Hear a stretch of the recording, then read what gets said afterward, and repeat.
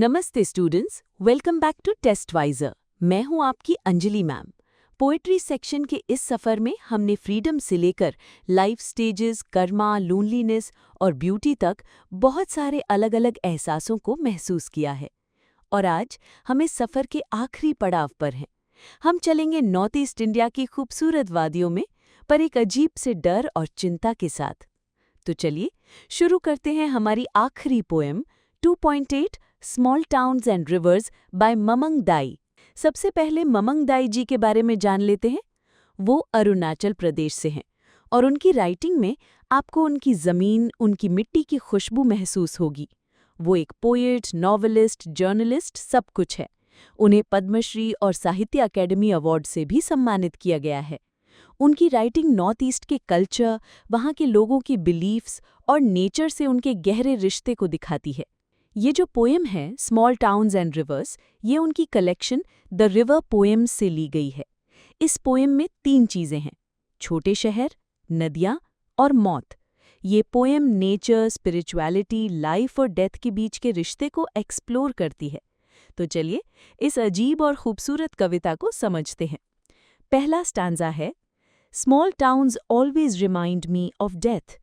My hometown lies calmly amidst the trees. It is always the same, in summer or winter, with the dust flying or the wind howling down the gorge. पहली ही line एकदम shocking है। छोटे शहर मुझे हमेशा मौत की याद दिलाते हैं। क्यों? आगे देखते हैं। वो कहती हैं कि उनका होम टाउन पेड़ों के बीच शांति से बसा है। वहाँ कुछ नहीं बदलता, चाहे गर्मी हो या सर्दी। वहाँ या तो धूल उड़ती है या फिर वादियों में हवा चीखती है। यहाँ एक अजीब सी ठहराव और उदासी है। Just the other day someone died. In the dreadful silence we wept, looking at the sad wreath of tuberoses. Life and death, only the rituals are permanent. अभी कुछ दिन पहले ही किसी की मौत हुई और उस भयानक खामोशी में हमने रोए ट्यूबरोजेस यानी रजनीगंधा के फूलों की रीथ यानी माला को देखते हुए, जो मौत पर चढ़ाई जाती है। पोएट कहती हैं, जिंदगी और मौत ये तो आते जाते रहते हैं। परमानेंट क्या है? सिर्फ रिचुअल्स यानी रीति रिवाज। लोगों का आना जाना लगा रहता है, पर उनके रीति रिवाज हमेशा वही रहते हैं। अब आते हैं पोएम के सबसे इंपॉर्टेंट एलिमेंट पर, river. The river has a soul. In the summer it cuts through the land like a torrent of grief.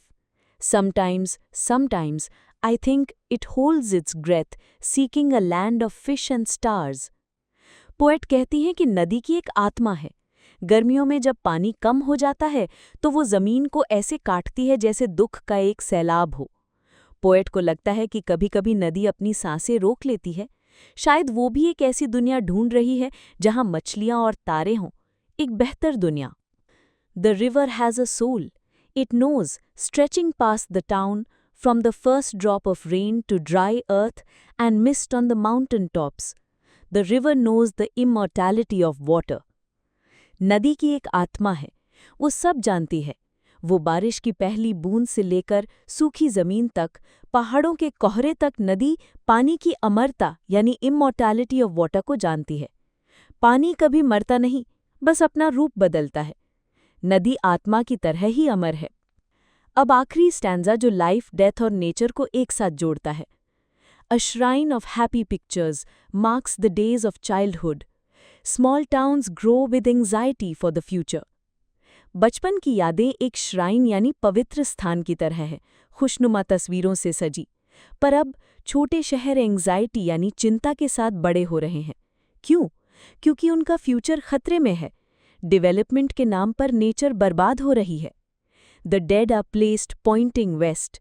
When the soul rises it will walk into the golden east, into the house of the सन.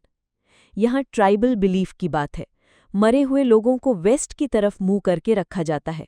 ऐसा माना जाता है कि जब उनकी आत्मा उठेगी तो वो गोल्डन ईस्ट यानी सुनहरे पूरब की तरफ जाएगी, सूरज के घर में। In the cool bamboo, restored in sunlight, life matters like this. In small towns by the river, we all want to walk with the gods. Cool bamboo और sunlight ये नेचर के एलिमेंट्स हैं। पोएट कहती हैं कि इन्हीं के बीच life matter करती है। ऐसे ही और आखिर में, नदी के किनारे बसे इन छोटे शहरों में हम सब देवताओं के साथ चलना चाहते हैं। हम सब नेचर के साथ, उसकी पवित्रता के साथ जुड़कर एक शांत और स्पिरिचुअल जिंदगी जीना चाहते हैं। तो देखा आपने, ये पोएम जितनी मौत की बात करती है, उतनी ही जिंदगी, नेचर और आत्मा की अमरता की भी बात करती है।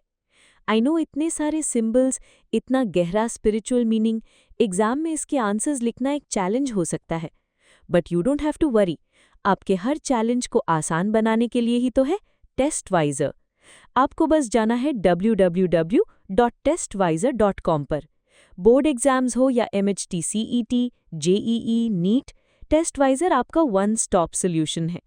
यहाँ पर आपको मिलेगी chapter wise test series, detailed study material with MCQs, theory, PYQs, DPPs, expert teachers के वीडियो लेक्चर्स, PDF नोट्स और भी बहुत कुछ। और हाँ, हमारे फ्री व्हाट्सएप और टेलीग्राम टॉपर स्टडी ग्रुप्स को ज्वाइन करना बिल्कुल मत भूलना। लिंक नीचे डिस्क्रिप्शन में है। यहाँ आप टॉपर्स के साथ पढ़ सकते हो और अपने डाउट्स क्लियर कर सकते हो। अब जल्दी से देखते हैं कि बोर्ड एग्जाम में इस पोएम से कैसे क्वेश्चंस आ सकते हैं। Why does the poet say that only the rituals are permanent? Because people are mortal, they come and go, but the customs and traditions of life and death continue forever. What does the poet mean by the river has a soul? The poet personifies the river, saying it is a living entity that feels, knows, and is immortal like a soul. Figures of speech: simile, like a torrent of grief. Personification: the river has a soul. It holds its breath. The river knows. Repetition: life and death, life and death. The river has a soul. Paradox: small towns always remind me of death. Towns life को represent करते हैं, पर poet को death की याद दिलाते हैं. Appreciation: title: small towns and rivers. Poet: Mamang Dai. Rhyme scheme: there is no rhyme scheme. It's a free verse poem. Figure of speech: personification, simile, repetition. Theme or central idea: the poem explores the relationship between nature, life, death, and spirituality in small towns.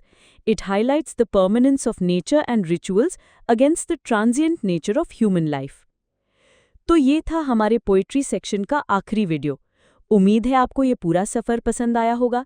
जाने से पहले channel को subscribe करके bell icon ज़रूर दबा देना और comment करके मुझे बताओ आपको इस पूरे पोएट्री सेक्शन में अपनी फेवरेट पोएम कौन सी लगी।